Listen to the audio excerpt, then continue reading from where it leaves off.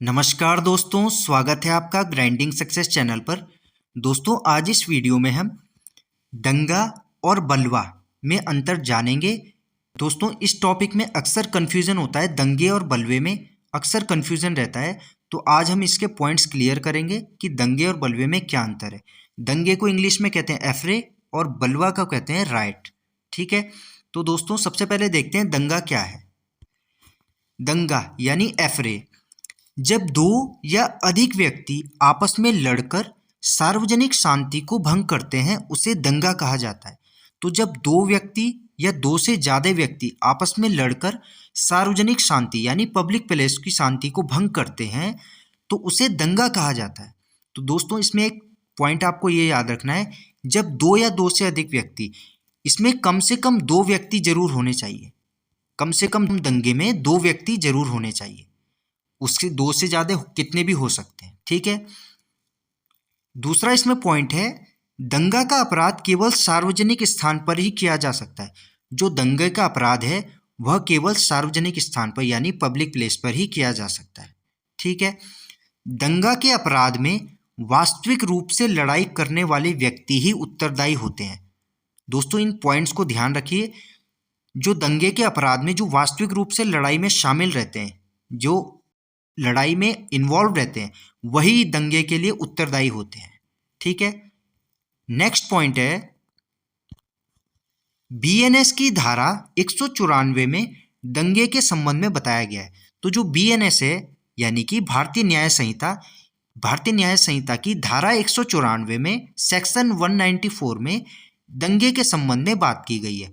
और जो कोई दंगा करता है उसके लिए 1 महीने की अवधि तक कारावास की सजा है या जुर्माना है, या दोनों से, सजा और जुर्माने दोनों से दंडित किया जाएगा। तो ऐसा कोई भी व्यक्ति जो दंगे का अपराधी होगा उसे 1 महीने तक की अवधि तक तो उसे कारावास की सजा या जुर्माना या फिर दोनों, सजा और जुर्माने दोनों से दंडित किया जाएगा। ठीक है दोस्तों, नेक्स्ट है, दंगा एक कम गंभीर अपराध है, इसलिए कम से कम दंड से दंडनीय है।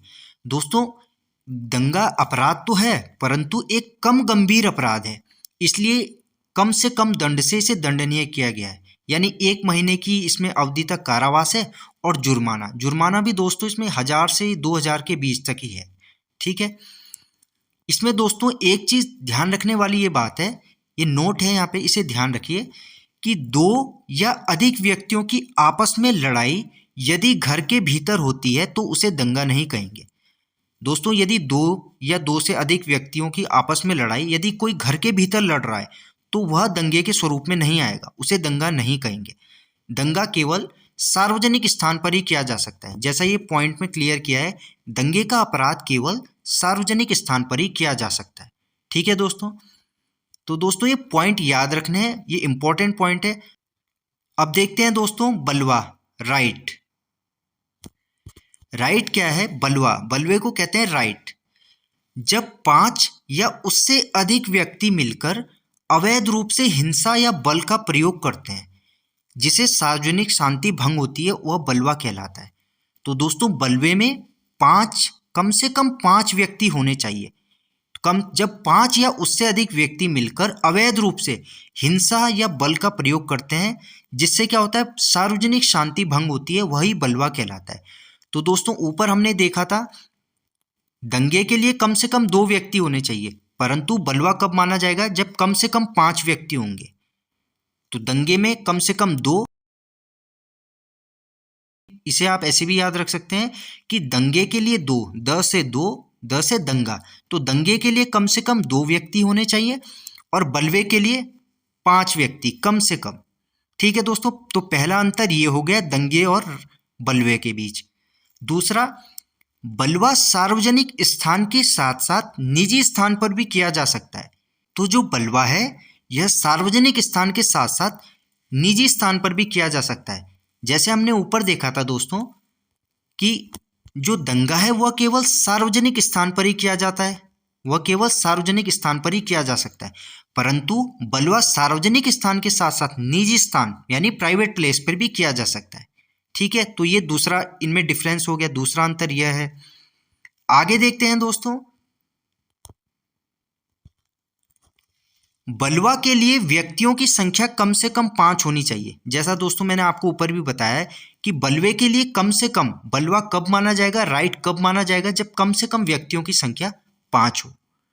नेक्स्ट पॉइंट है, बलवे में सभी व्यक्ति उत्तरदायी होते हैं जो विधि विरुद्ध जमाव के सदस्य होते हैं, चाहे उन्होंने बल या हिंसा का प्रयोग किया हो या न किया हो। तो दोस्तों इसके कहने का मतलब है कि बलवे में जितने भी व्यक्ति रहते हैं वो सभी उत्तरदायी हैं। जैसे इसे एग्जाम्पल से समझते हैं, जैसे दोस्तों बलवे में 5 व्यक्ति आए कहीं पे और वे विधि विरुद्ध जमा हो गए कहीं पे कोई भी हिंसा या बल का प्रयोग करने के लिए, और यदि उनमें से 3 ही अपने उद्देश्य के प्रति अग्रसर होते हैं, वहां पर हिंसा करते हैं या बल का प्रयोग करते हैं, तो ये जो बाकी 2 बचे हैं जिन्होंने अभी तक कुछ नहीं किया परंतु वे वहां पे जमाव में शामिल हैं, तो ये भी उस बलवे के लिए उत्तरदायी होंगे। ठीक है दोस्तों, तो जो 3 व्यक्ति हैं जिन्होंने बल या हिंसा का प्रयोग किया ये तो बलवे के लिए उत्तरदायी होंगे ही, परंतु जो इनके साथ आए थे जिन्होंने अभी तक कुछ किया नहीं, यदि ये वहां खड़े भी थे तो भी ये बलवे के लिए उत्तरदायी होंगे। ठीक है, नेक्स्ट पॉइंट है दोस्तों, बीएनएस की धारा 191 में बलवे के संबंध में बताया गया है। तो दोस्तों बीएनएस यानी भारतीय न्याय संहिता की धारा 191 यानी बीएनएस के सेक्शन 199 में बलवे के संबंध में बात की गई है, और जो कोई बलवा करने का दोषी होगा वह 2 वर्ष तक के कारावास या जुर्माने या दोनों से दंडित किया जाएगा। तो दोस्तों इसका ये भी ध्यान रखना है कि जो बलवा करने का दोषी पाया जाएगा उसे कम से कम 2 वर्ष तक का कारावास, 2 साल तक के लिए जेल या जुर्माने या दोनों से दंडित किया जाएगा।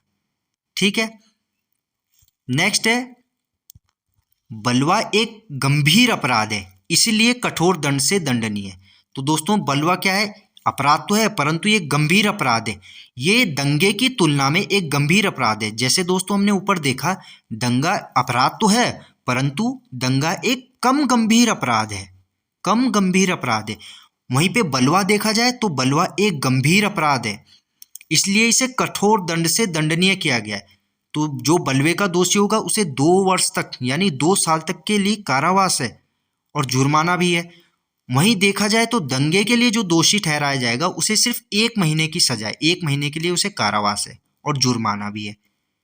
ठीक है, तो दोस्तों ये है अंतर बलवे में और दंगे में, जिसमें कन्फ्यूजन रहता है अक्सर लोगों को।